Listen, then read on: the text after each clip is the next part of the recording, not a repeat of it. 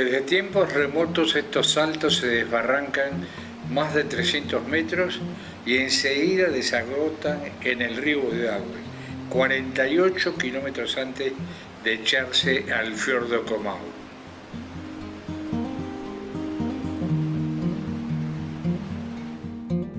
En 1777, Fray Francisco Barrientos y un nativo navegaron el Pacífico en un esquife desde Chiloé, Chile, hasta el fiordo Comau.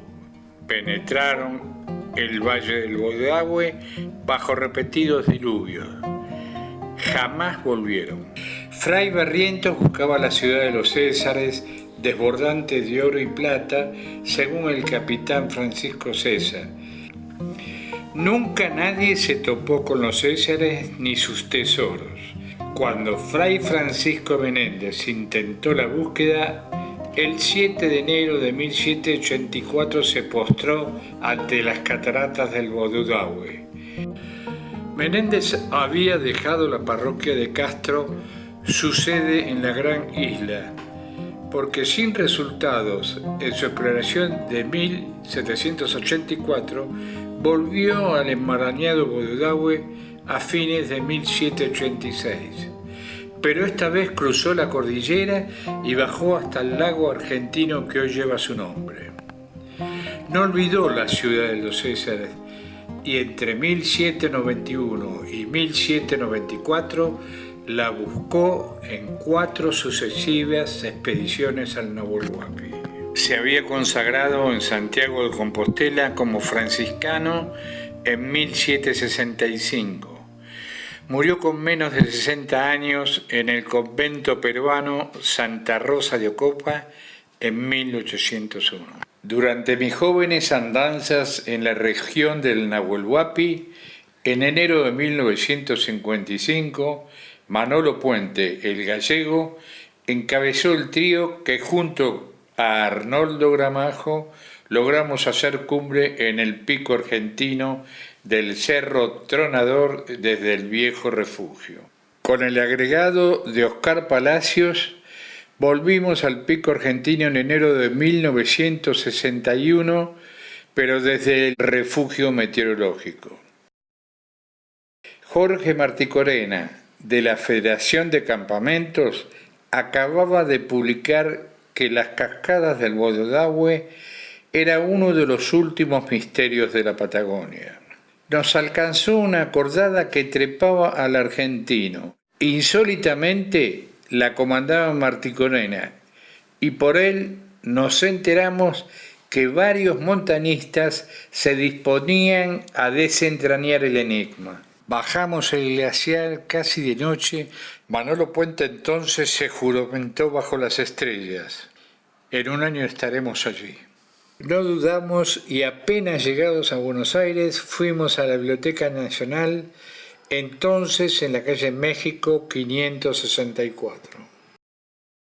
Lo que estoy haciendo es volver a estar con este mismo libro que vimos con Manolo Puente y también Gramajo, que llegó también a la biblioteca ese día, en los primeros días de febrero de 1961. Y ahí decidimos que en enero siguiente íbamos a estar en medio de la selva valdiviana buscando la cascada del Bodedague.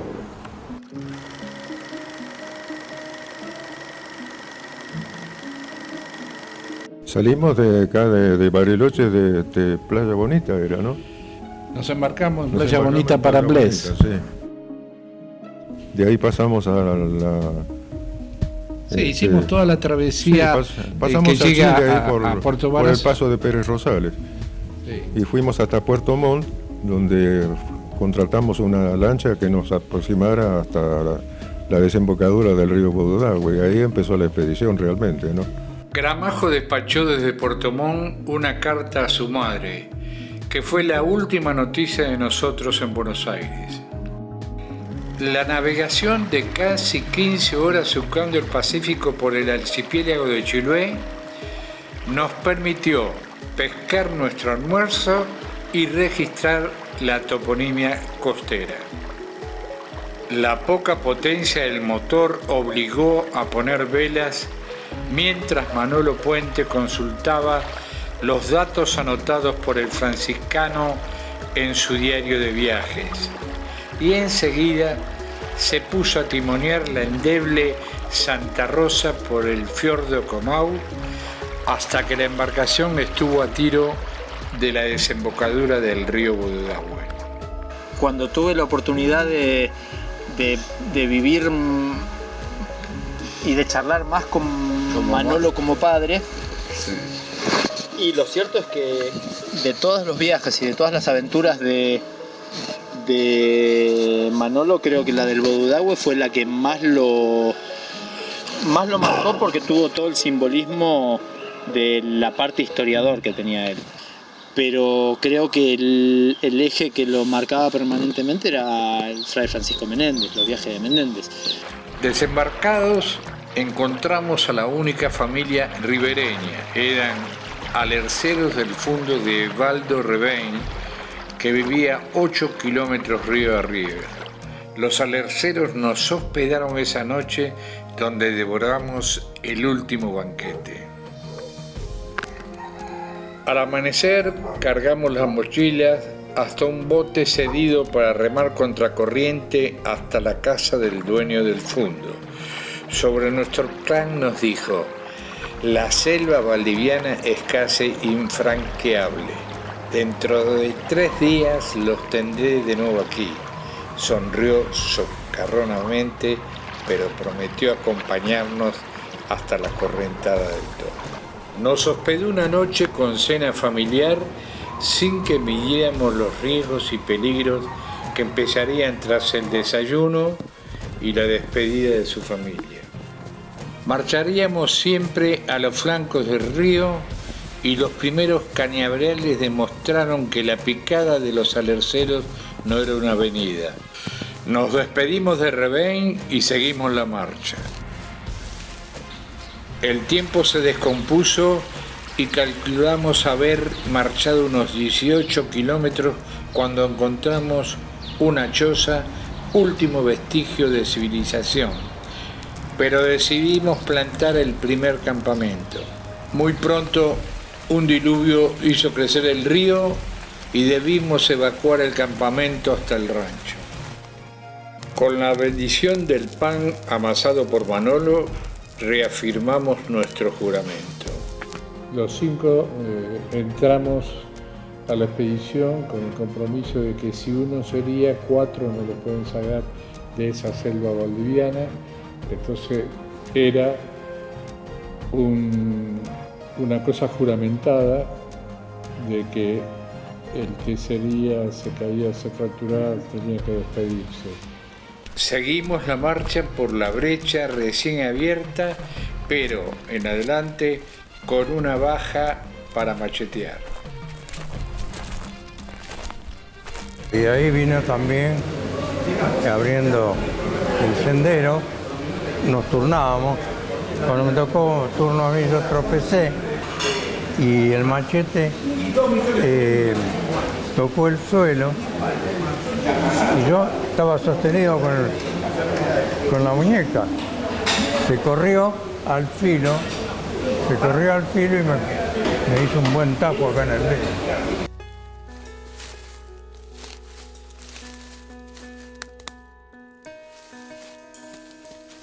A los cañaverales de Quilas se sumaron pantanos con sanguijuelas, abruptos paredones con musgo, zanjones, milenarios alerces caídos, incesantes diluvios y riesgosos vadeos del impetuoso Budadahue. Los 30 kilos a la espalda disminuyeron a costa de los víveres ya consumidos, pero las lluvias y mojaduras en el río nos obligaron a encender grandes fuegos, una tarea titánica con madera siempre mojada.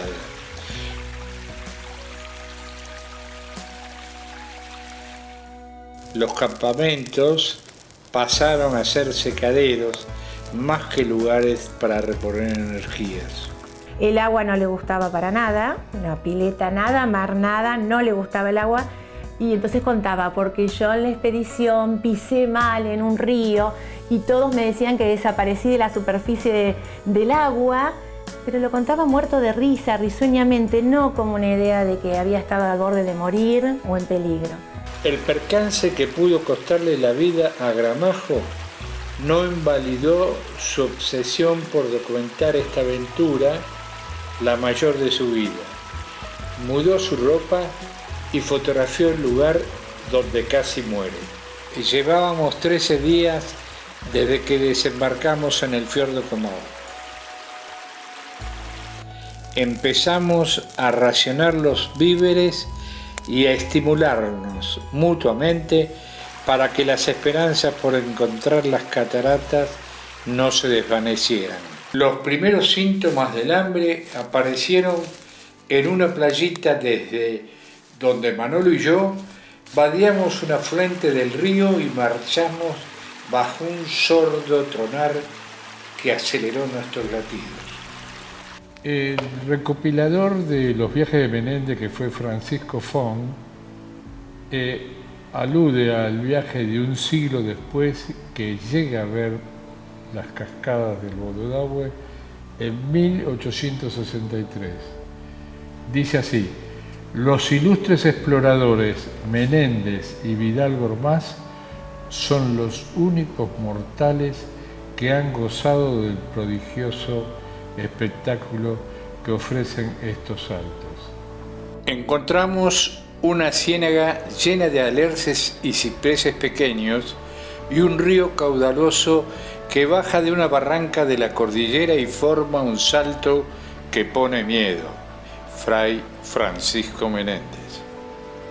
Brindamos frente a la cascada inferior que llamamos Cristina en homenaje a mi novia y a la de Bush, homónimas que hoy siguen siendo nuestras respectivas esposas.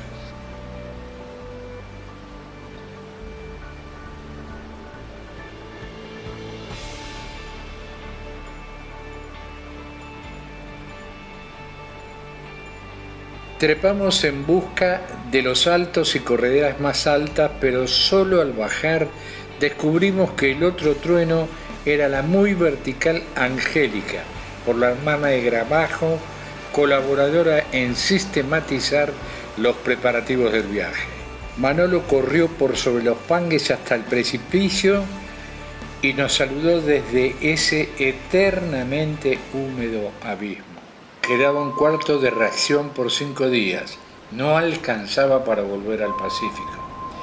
Dejamos enlatado un mensaje testimonial y apuntamos a cruzar hacia Argentina. Empezaba lo que, a todas luces, sería la marcha del hambre. A nuestras espaldas quedaban 48 kilómetros de valle y los vestigios de 9 campamentos plantados en 2 semanas agotadoras. Manolo cayó sin consecuencias graves en un tramo encajonado, pero nos recuperamos en una playita a pleno sol.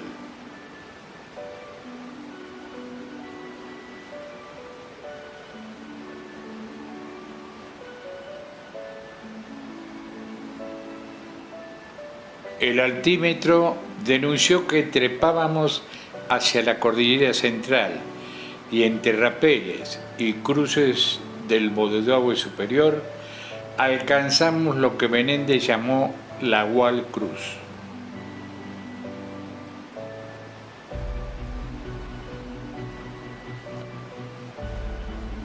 Las mochilas y nosotros mismos perdíamos peso vertiginosamente. Manolo esbozaba la carta geográfica y los apuntes personales se desvanecían algo escépticos. Dormimos a la intemperie, pero nos animó a avistar el paso que elegimos para el cruce.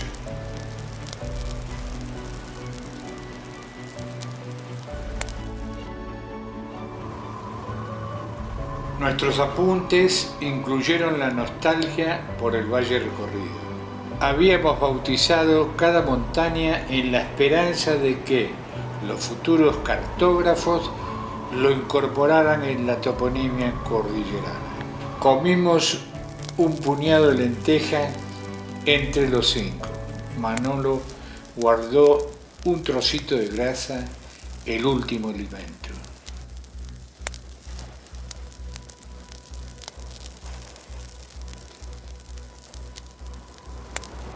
Nos alistamos y ascendimos por el fatigante acarreo hasta el imaginario límite con la Argentina, donde dejamos otro testimonio de vida. Desde esa divisoria dimos el adiós al Valle del Bododague.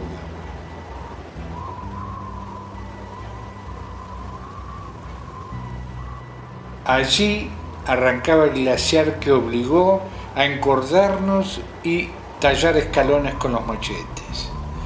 Hacía 20 días que habíamos desembarcado en el Comau y los siguientes tenían una sola certeza: la inanición y los mareos. Ya nunca más armamos nuestra toldería móvil y cocinar pasó la historia. Algunos comenzamos a mascar tallos de pangue y hubo quien engulló la pasta dental como si fuera mayonesa. Podíamos estar en los inicios del valle del río Navarro o el Alerce. En los dos casos desagotan en lagos inhabitados. Dormimos entre unos nires y nos pareció ver un fuego. Nos vienen a buscar, creímos. Las alucinaciones se repitieron hasta quedar vencidas por el escepticismo. 2 días después, desde una alta terraza boscosa, el valle a nuestros pies no aportó movimiento de patrulla o grito alguno. Nuestras charlas mermaron, también la masa muscular y las energías. Otros 2 días más de marcha y nos detuvimos a abandonar toda nuestra carga, menos los machetes, la pequeña hacha y el rollo de alambre para una balsa salvadora. Privilegiamos con envolturas plásticas nuestro gran tesoro, cámaras y películas. La balsa se atascó 2 kilómetros río abajo, la desarmamos y sobre la margen derecha nos esperanzó una picada que seguimos hasta un viejo rancho típico de taladores. Surgió la esperanza por salvarnos. La cordillera allí era muy abierta y el río Pando. Concluimos en que estábamos cerca de un gran lago. Dormimos y a la mañana siguiente transformamos el rancho en la segunda balsa. En ella navegamos hasta que apareció un lago que parecía un mar. La segunda, la que realmente con esa salimos al Menéndez, navegaba muy bien porque tenía como una especie de proa que era un tronco bien largo en el medio, tenía vela, tenía obenques, tenía toda la jarcia completa y le habíamos hecho un timón y lo usábamos a Manolo Puente de lastre móvil. Cuando venía la racha se iba para atrás y cuando calmaba se iba de nuevo al centro de la balsa y con eso la estabilizábamos, pero navegaba muy bien, a pesar de que perdimos un par de troncos en la travesía. Nos acostamos en la rugosa playa frente al lago de casi 56 kilómetros cuadrados y profundidades de más de 300 metros. Soñamos con una rara felicidad, con familiares, novias, pero también con parrillas chirriantes a piacere. Era el día 28 de travesía y también el cumpleaños 28 de Manolo, que se ilusionó con un paquete de cigarrillos. Navegamos con una improvisada vela y un oleaje que nos pasaba por encima. Debíamos llegar a la Isla Grande, frente a la que solía navegar una lancha turística por los brazos del norte. Pronto vimos un lejano puntito blanco sobre las olas. Creció y tenía proa. La revista B y Lea, que anticipó nuestro proyecto de aventura, circulaba desde principios de enero por la región. Se sabía que teníamos provisiones para 2 semanas y ya habían transcurrido 4. El pesimismo minó las esperanzas de nuestras familias y los montañistas allegados.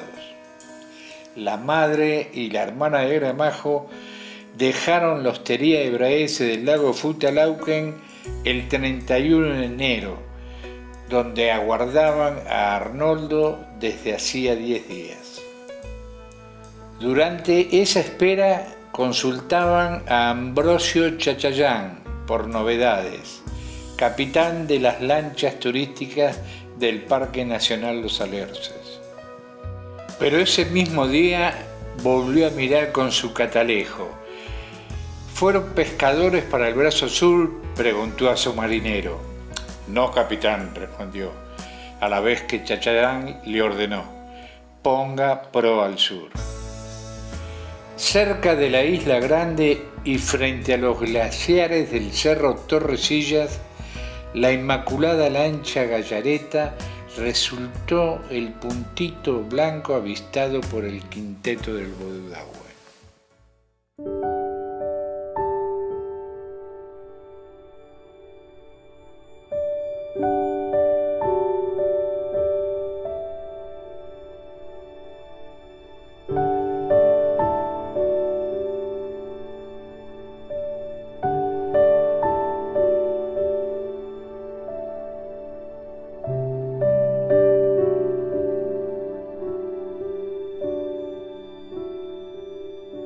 Pasó un año y volví a la hostería de Braese, pero en luna de miel. Pronto navegamos por el Menéndez a bordo de la Gallareta, donde el mismo marinero que con su bichero enganchó nuestra balsa, le relató a Cristina aquel rescate frente al Cerro Torrecillas. Enrique Busch se casó con su Cristina. Llegó a comandante de la Aerolínea Nacional, pero su pasión náutica lo convirtió en un requerido fabricante de velas de regatas. Oscar Palacio siguió con la docencia y su soltería, que abandonó décadas atrás. Saludable, frecuenta el café Santa Paula y el coro parroquial de su barrio de Vicente López. Ya festejó su cumpleaños 96.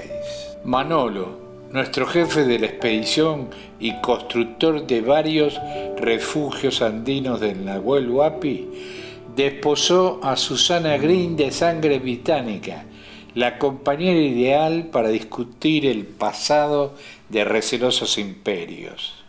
Toda la expedición al Bodeudahue. La aventura más grande que vivió la abuela. Finalmente, en España se encerró en el archivo de Indias, pero volvió a su Galicia natal, donde murió a los 61 años el 2 de febrero de 1995. Yo me dediqué al periodismo, publiqué libros, pero siempre a todo el quinteto nos martilló el Bodeudahue. En mayo de 2005 proyectamos con Gramajo en Bariloche su película muda. Le propuse hacer un documental, pero 2 meses después un loco al volante lo mató en su barrio de Boedo.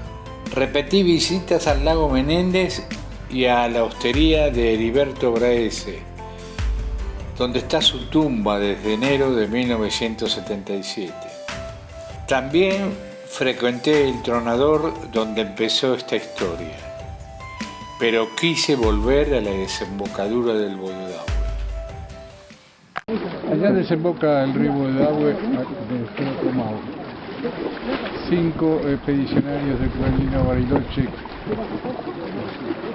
Llegamos hasta aquí en enero de 1962 para cumplir la travesía hasta Lago Menéndez y redescubrir las cataratas del Bodeudahue.